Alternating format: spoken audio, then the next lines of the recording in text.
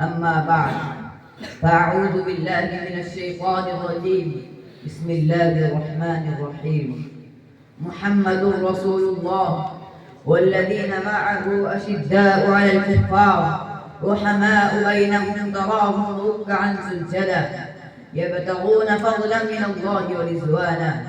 وقال رسول الله صلى الله عليه وسلم: لو كان بعدي نبي لكان عمر بن الخطاب، أو كما قال رسول الله صلی اللہ علیہ وسلم.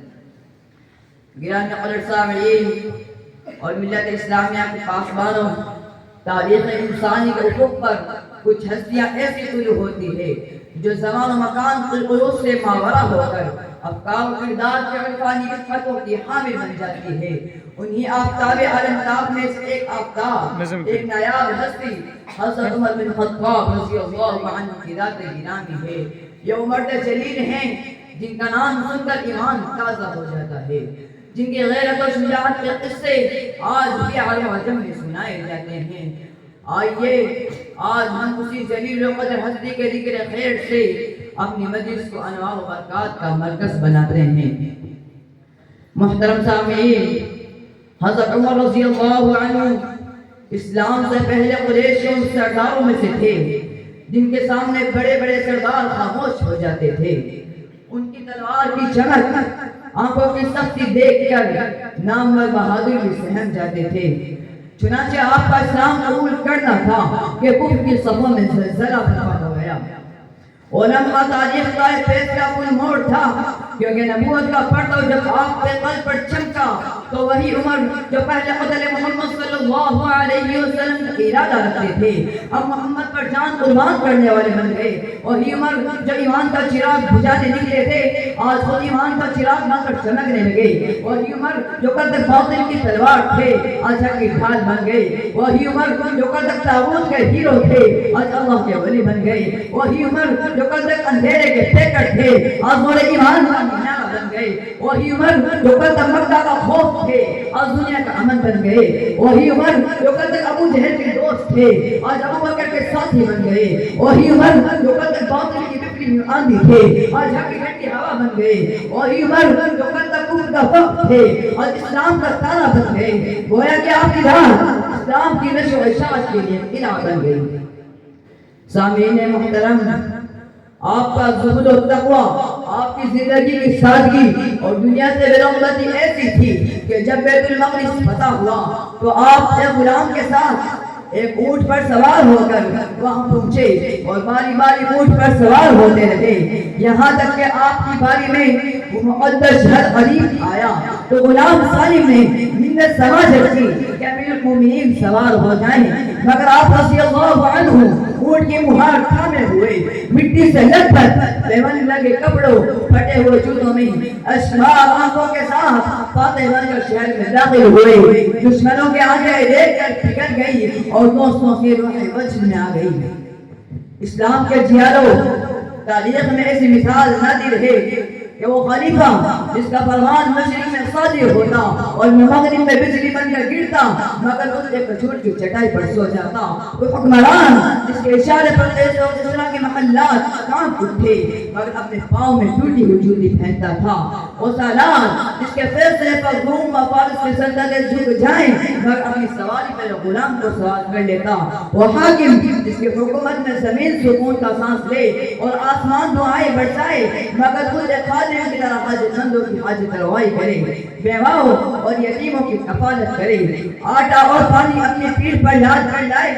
اگر ایک اونٹ کا بچہ بھی مدینہ کی گلیوں میں بھوکا رہ جائے تو اسے نیند نہ آئے. آپ فرماتے کہ دریائے فرات کے کنارے اگر ایک بکری کا بچہ بھی بھوک کی وجہ سے مر جائے تو روز قیامت مر سے اس کا حساب لیا جائے گا.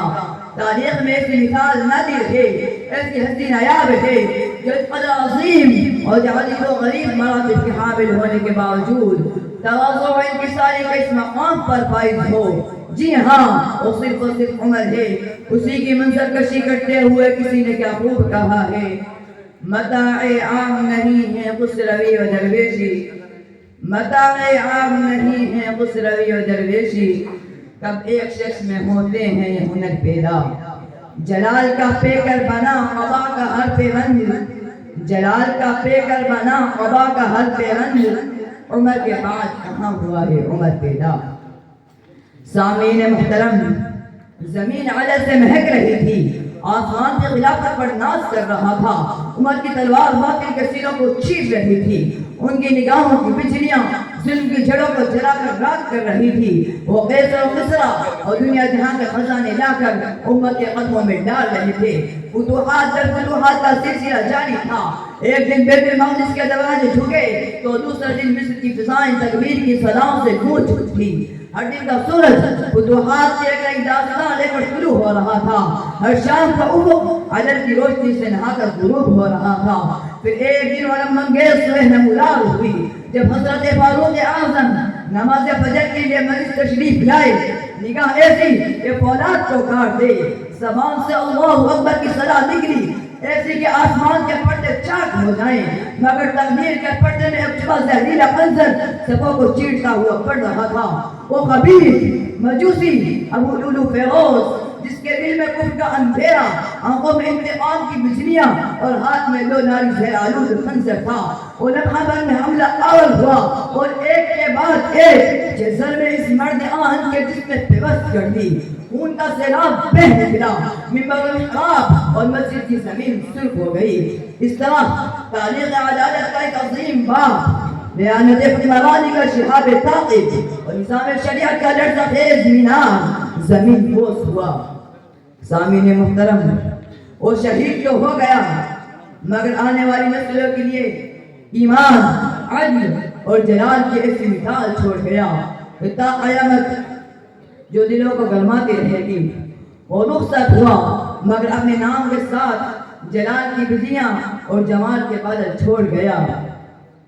وہ چلا گیا مگر وقت کے سینے پہ ایسی لکیر کھینچ گیا کہ زمانہ اسے ہمیشہ سلام کرتا رہے گا۔ خلد کی راہ کے رہبر کو عمر کہتے ہیں، خلد کی راہ کے رہبر کو عمر کہتے ہیں، عدل انصاف کے پیکر کو عمر کہتے ہیں۔